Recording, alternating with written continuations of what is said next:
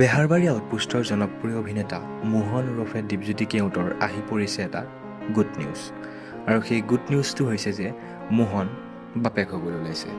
বন্ধুসকল, এই বিষয়ে আজি আপোনালোকক আমি এই ভিডিঅ'টোৰ যোগেদি সম্পূৰ্ণ তথ্য সহকাৰে জনাবলৈ চেষ্টা কৰিম। গতিকে আমাৰ এই ভিডিঅ'টো প্ৰথমৰ পৰা শেষলৈকে সম্পূৰ্ণকৈ চাই যাব বুলি আশা ৰাখিলোঁ।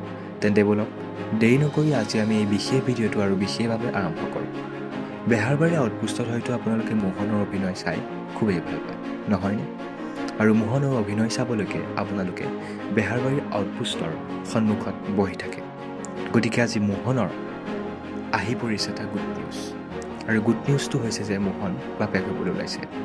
আপোনালোক সকলোৱে গমেই পায় যে কিছুদিন পূৰ্বে অৰ্থাৎ যোৱা ফেব্ৰুৱাৰী মাহত মোহন বিবাহ পাশত আবদ্ধ হৈছিল আৰু তেখেতৰ পত্নীগৰাকীৰ নাম হৈছে বিদিশা বৰুৱা আৰু তেখেতৰ ঘৰ হৈছে নগাঁও জিলাত।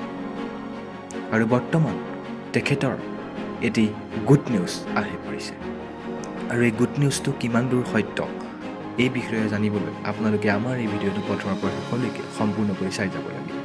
ভিডিঅ'টো আৰম্ভ কৰাৰ আগতে আপোনালোকলৈ এটাই প্ৰশ্ন যে মোহনৰ অভিনয় চাই ভাল পোৱাসকলে ভিডিঅ'টো এটা লাইক কৰি দিব, লগতে তলৰ কমেণ্ট বক্সত মোহনৰ অভিনয় চাই ভাল পোৱাসকলে এটা কমেণ্ট কৰি দিব বুলি আশা কৰিলোঁ।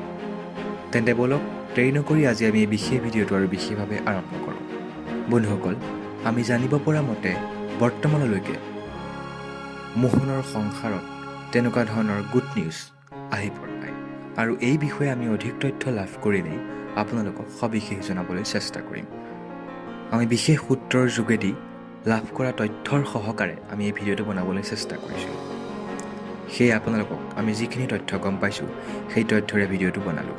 গতিকে ভিডিঅ'টো চাই কেনেকুৱা পালে তলৰ কমেণ্ট বক্সত এটা কমেণ্ট কৰি জনাবলৈ নাপাহৰিব। আৰু আজিৰ ভিডিঅ'টো ইমানেই আছিল। ধন্যবাদ।